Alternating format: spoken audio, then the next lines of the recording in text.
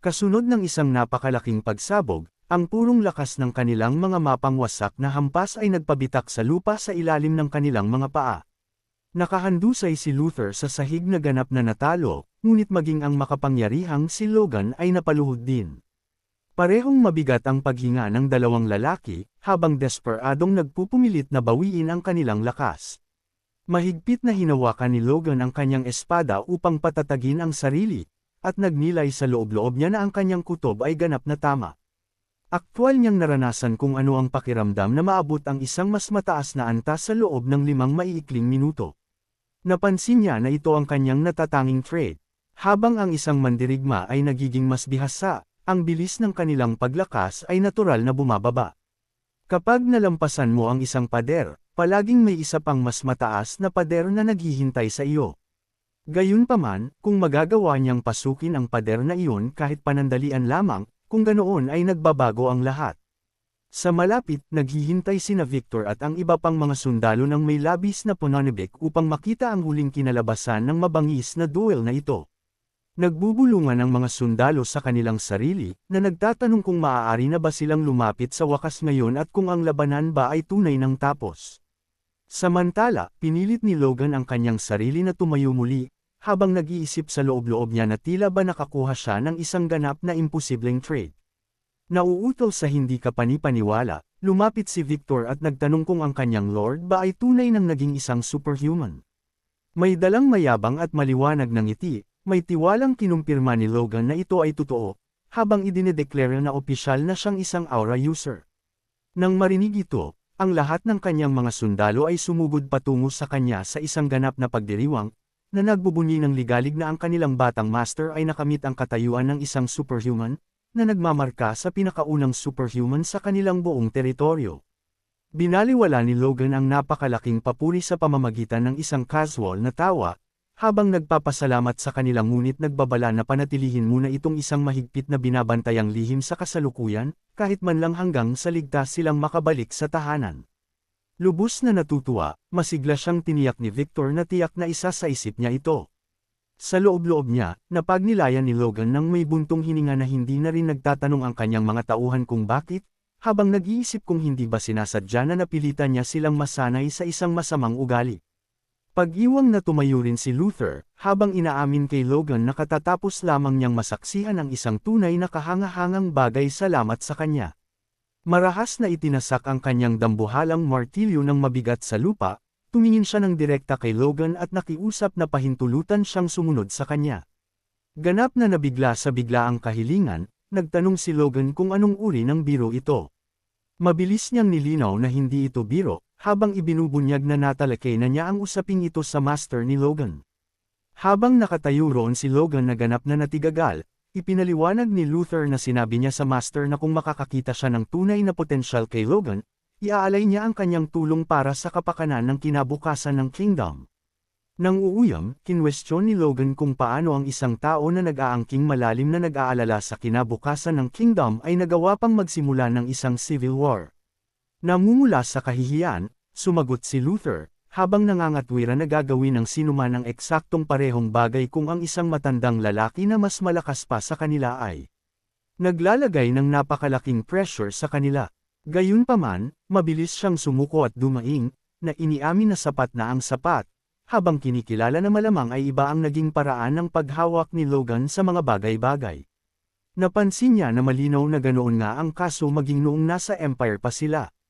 Sa kabila ng hindi pa nagagawang panukala ng Emperor at ng nakadururog na pressure mula sa lahat ng mga elite superhuman na iyon, nanatiling ganap na matatag si Logan. Idinagdag ni Luther na nakarinig siya ng mga rumor na hindi nagkakasundo si Logan at ang Emperor.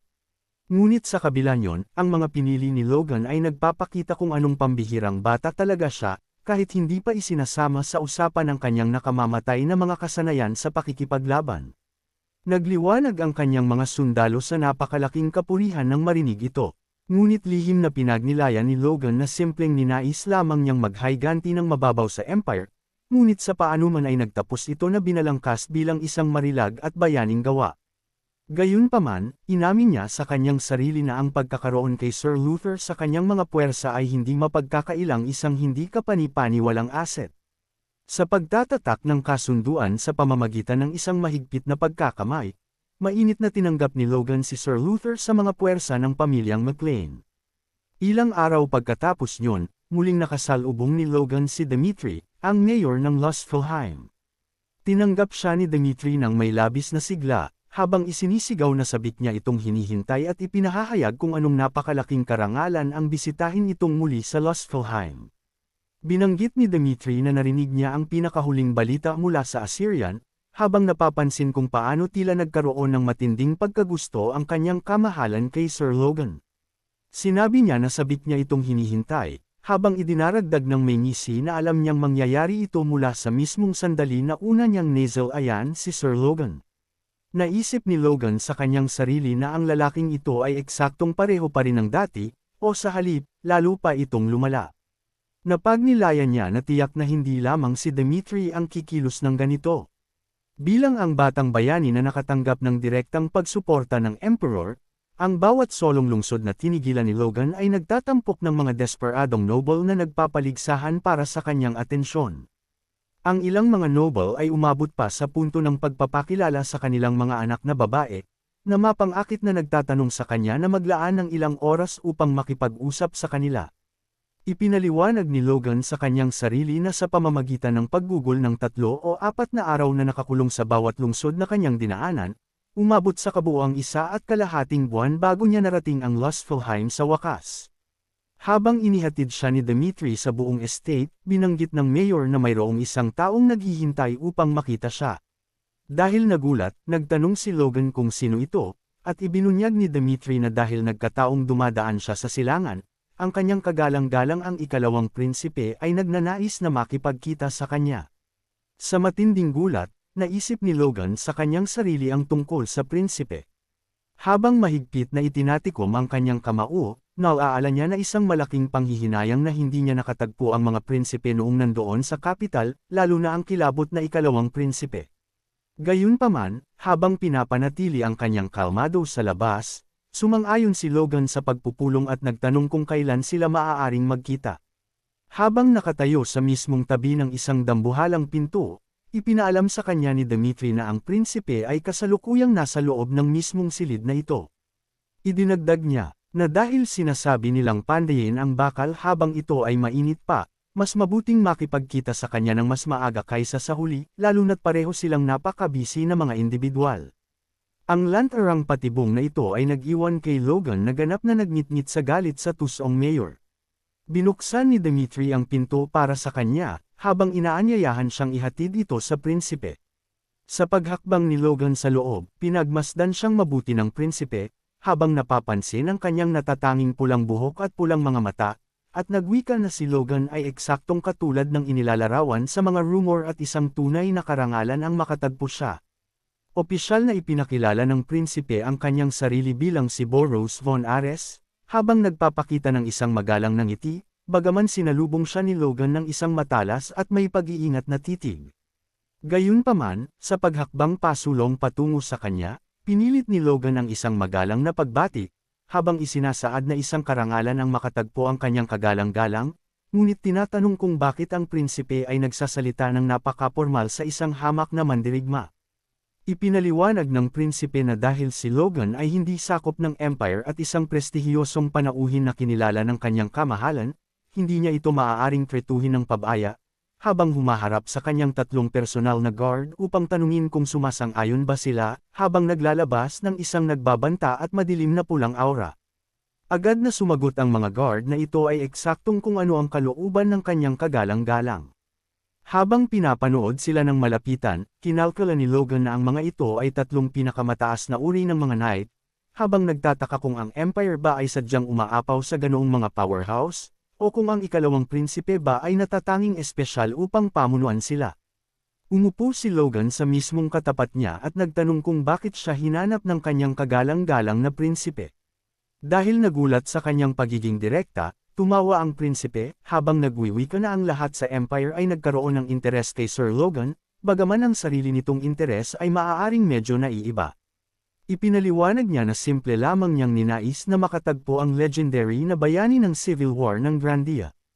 Sa loob ng kanyang isip, nagmalamig ang kanyang dugo habang iniisip na nais din niya itong makatagpo, habang binabansagan itong isang baliw at mamamatay taong bastard, si Boros von Ares. Ipinaliwanag ni Logan na sa kanyang nakaraang buhay, nanalo si Boros sa brutal na labanan ng suksesyong upang maging susunod na emperor, at nagpatuloy sa paggamit ng walang bilang na mga taong test subject para sa masama at hindi kilalang mga eksperimento sa magic.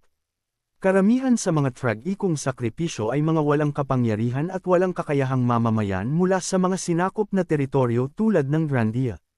Habang ang tunay na layunin ng mga baluktot na eksperimentong ito ay nanatiling isang mahigpit na binabantayang lihim hanggang sa kamatayan ni Logan, ito ay isang hindi mapagkakailang katotohanan na mahigit 10,000 inosenteng tao ang kinatay para sa mga ito. Pinagnilayan niya na kung ang kasalukuyang emperor ay isang brutal na mananakop, kung ganoon ang lalaking ito na nakaupo sa kanyang harap ay isang ganap na demonyo na magpapabago sa mga sinakop na lupain tungo sa isang buhay na impyerno. Subalit, sa nakagugulat na paraan, malawak siyang iginagalang bilang isang mapagpalang pinuno sa loob mismo ng empire. Sa pagbasag sa tensyonadong katahimikan, inanyayahan ng prinsipe si Logan na kumain, habang napapansin na ang pagkain sa estate ni Dimitri ay absolutong napakasarap. Tahimik na sumang-ayon si Logan na makisalo, at ang pagkain ay tunay na mukhang kahanga-hanga. Habang sila ay naghahapunan, binanggit ng prinsipe na nakarinig siya ng napakarami tungkol sa nakamamanghang mga tagumpay sa militar ni Logan, partikular na kung paano niya nagawang ganap na baligtarin ang isang lubhang dihadong sitwasyon upang masiguro ang isang himalang tagumpay. Mapagpakumbabang sumagot si Logan na pinupuri siya ng prinsipe. Napansin pagkatapos ng prinsipe na si Logan ay tunay na hindi nag-iwan ng impresyon sa kanya bilang isang tao na marahas na makikipagyera sa hari. Nalilito, nagtanong si Logan kung ano ang ibig sabihin nito sa pahayag na iyon. Napansin ng ikalawang prinsipe na ito ay isang malawak na rumor sa buong kingdom, habang tinatanong kung iyon ba ay marahil hindi ang kaso. Nagtaka si Logan kung bakit ang isang imperial na prinsipe ay labis na namumuhunan sa mga lokal na rumor, ngunit sa labas ay tiniyak sa kanya na wala absolutong rason para makipagyera siya sa hari. Ang prinsipe ay agad bumawi, habang sinasabi na ang mga rumor ay hamak na mga rumor lamang sa huli, at hiniling kay Logan na patawarin ang kanyang kawalang galang.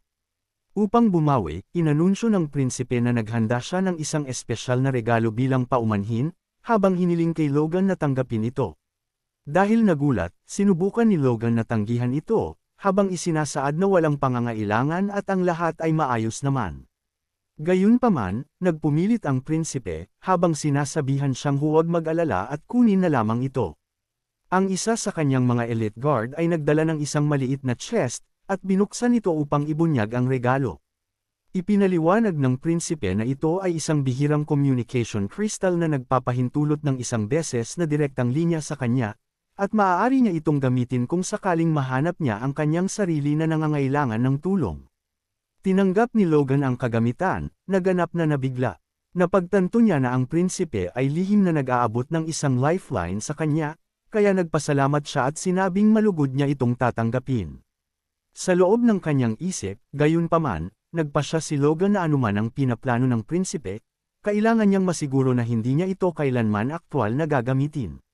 Matapos lumubog ang araw, biglang pumasok si Victor sa pribadong silid ni Logan na may dalang apurahan at ketekot-takot na balita, habang inianunsyo na isang napakalaking insidente ng terorismo ang katatapos lamang sumiklab sa buong kingdom. Sa pagkarinig sa hindi inaasahang bangungot na ito, si Logan ay naiwang ganap na napatigil sa matinding gulat.